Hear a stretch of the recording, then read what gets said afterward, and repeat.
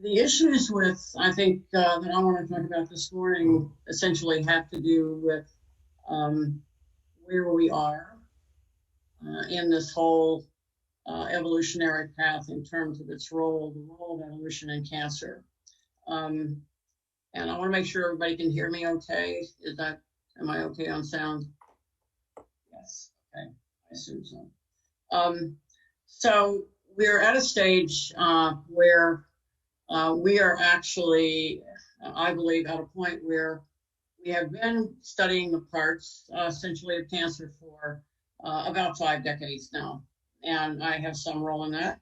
Um, we have now developed and are in the sort of, I don't know if we're in the middle or the beginning or near the end of creating an enormous data tsunami with lots and lots of the kind of sort of scruffy data that Henry Hang talks about. That's probably going to be fairly important in the long run, but sort of not at this point, but very, very soon, I think we're going to have the opportunity to actually think much more deeply about the role of evolution in this entire picture. So if you look at the parts are starting to come together. Some of the little Lego pieces are starting to fit together, and people are doing the integration of these data sets. So if you think long and hard about where evolution is going to fit, it's pretty much everywhere. So there is one area that I want to focus on this morning that I think will be very important, and that is the role of evolution essentially in making evolution relevant in cancer and how that's going to happen and why we need it to happen. So to make evolution relevant and all the things that we're talking about these 3 days, I think we're going to have to move from the theoretical to the practical, and how are we going to do that is what I want to talk about this morning. But this is the picture that we're looking at now, which is has been very helpful to us. We have certain types of cancer like breast cancer, which I've worked on for about a decade, and I'll talk a little bit more about that, where we have, I think, significant progress, and other kinds of cancer where we have significant progress. Not perfect, but I spent a decade at the National Cancer Institute doing a lot of the kinds of things that led us to be able to talk about evolution in cancer this morning. So my screen is not working. I don't know why. So I cannot advance my slides. Don't ask me why. I have no idea. But I'm not surprised. If you could pull my slides up and advance them, I would be very appreciative. So I don't know why, but this is not my morning, obviously.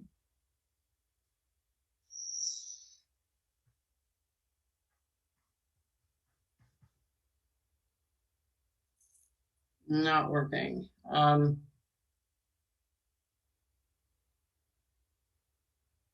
So could you pull my slides up from the central location there?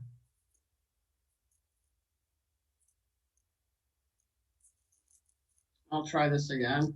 I don't know what's going on.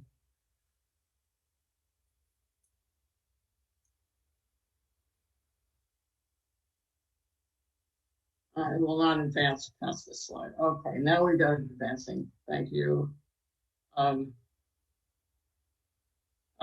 Okay. Sorry.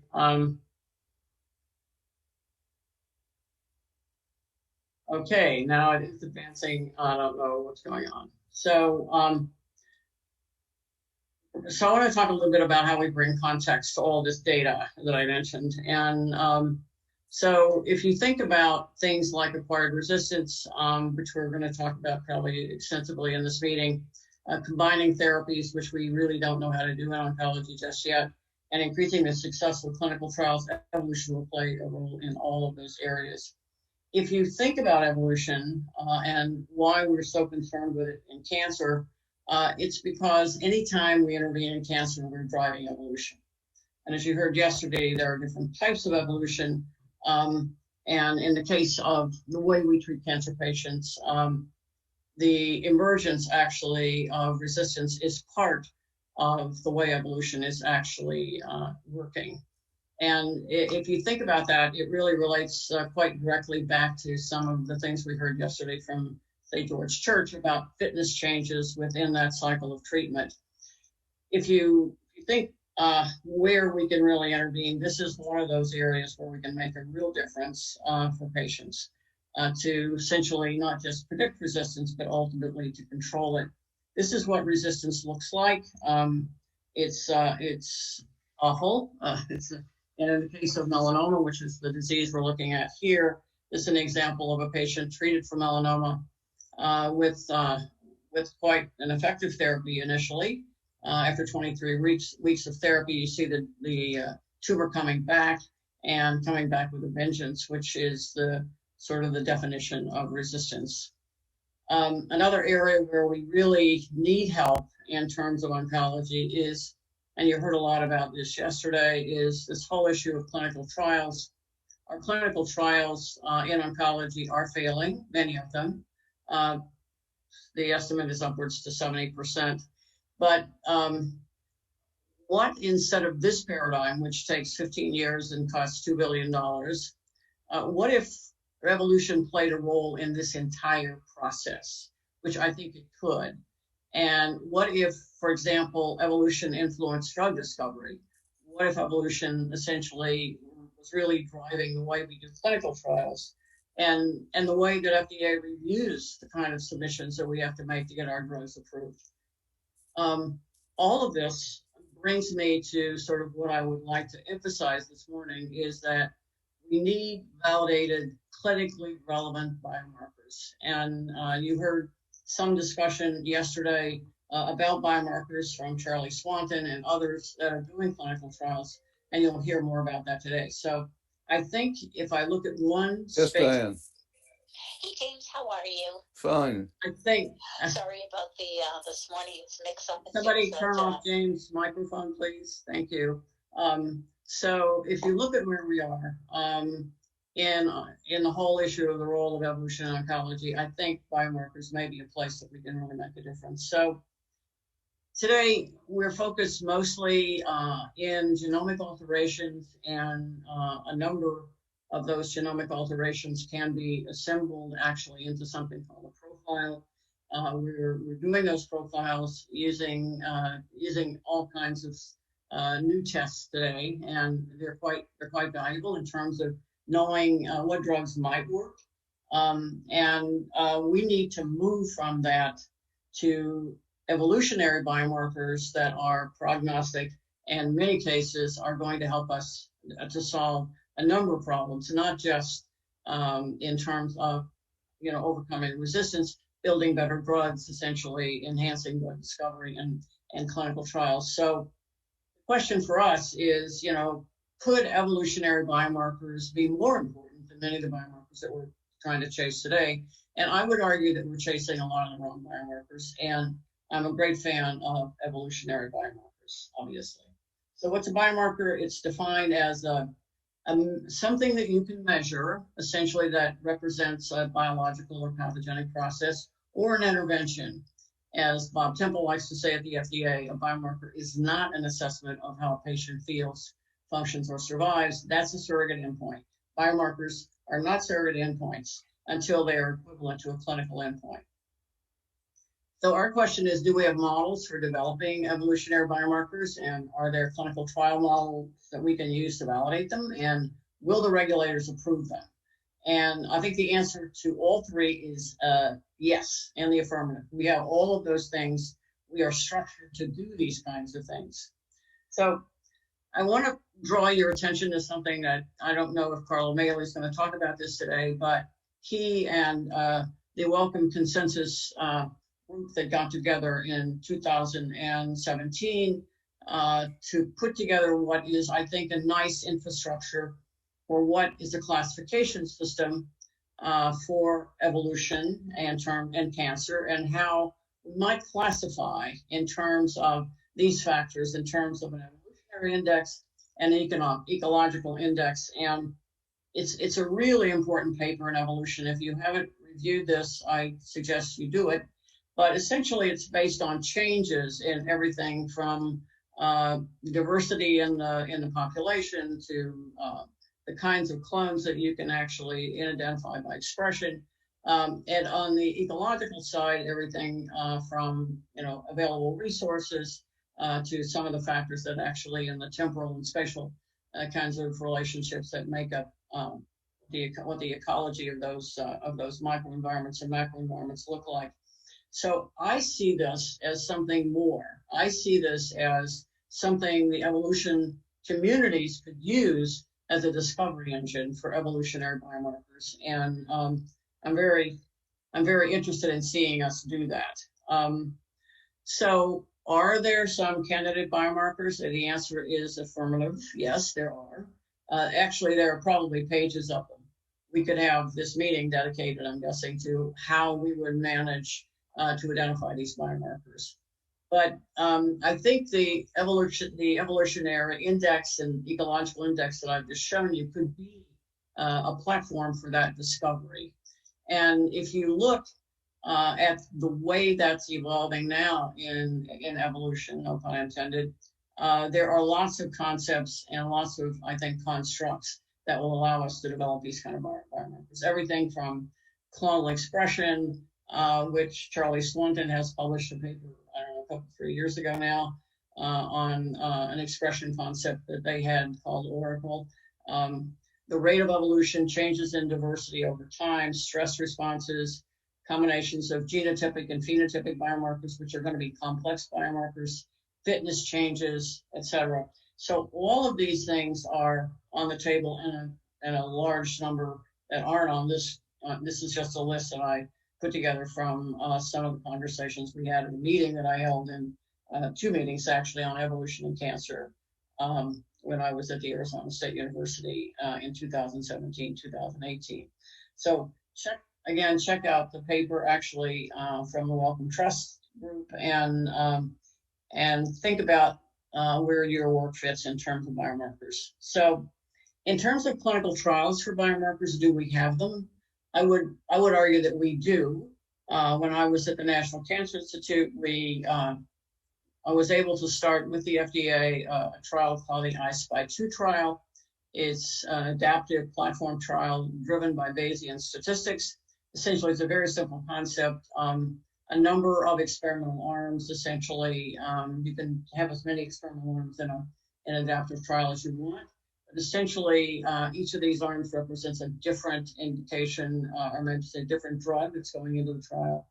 And with that, we can subset the patients essentially by their biomarker classes. And once we have the classes identified, then you can really move drugs through these trials. And it's patient-centric because every patient coming into the trial, it's a learning system, so the system is constantly learning, and the patient will get that drug or that immunotherapeutic, for example, that's right for their disease.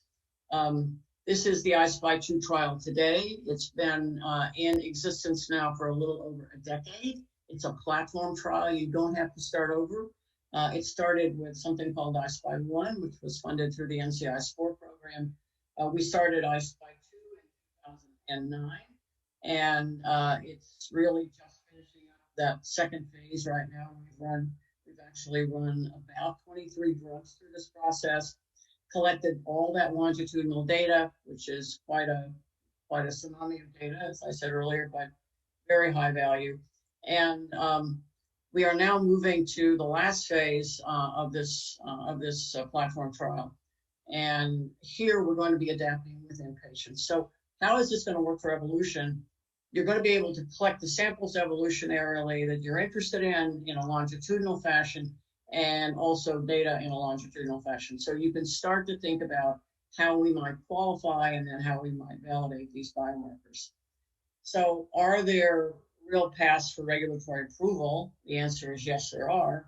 And it's probably in our best interest to think about how we would pair our biomarkers with drugs. So we go through that system for drug-specific development and approval.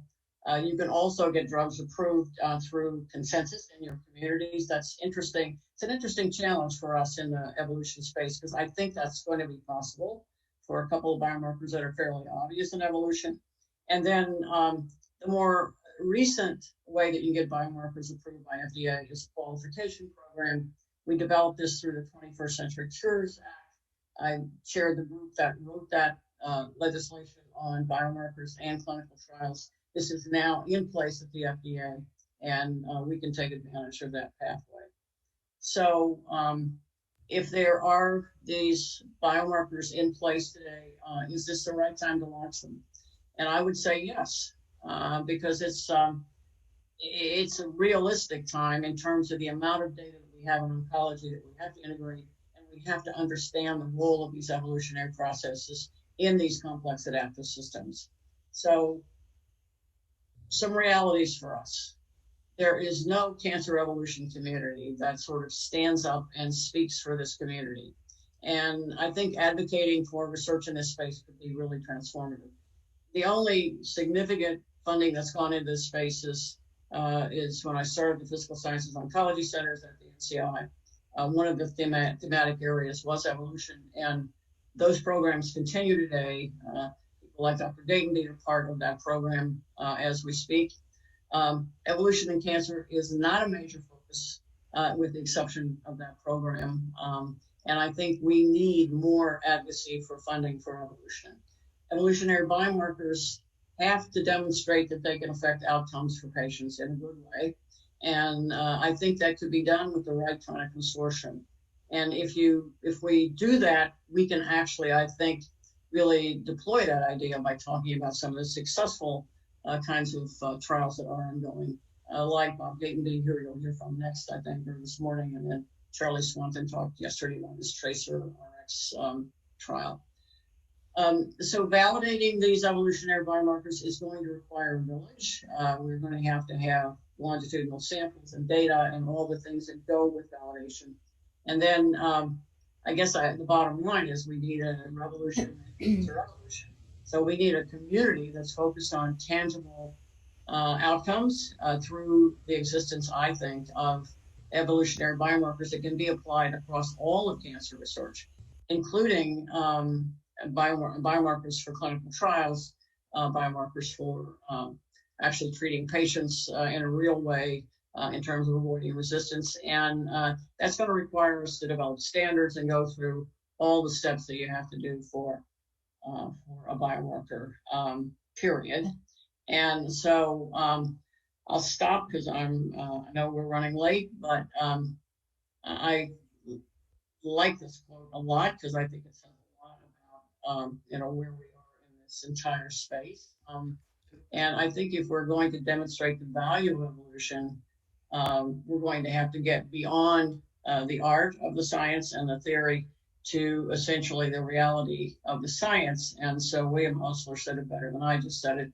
If it were not for the great variability among individuals, medicine might as well be a science and not an art. So trying to catch us up here, I will stop there and thank you all for joining us this morning, and apologies for the technical glitch there, but technical glitches occur, so there you go. Thank you, Anna. That was great. And we'll come back during the moderated discussion to chat with you about some questions that are coming up.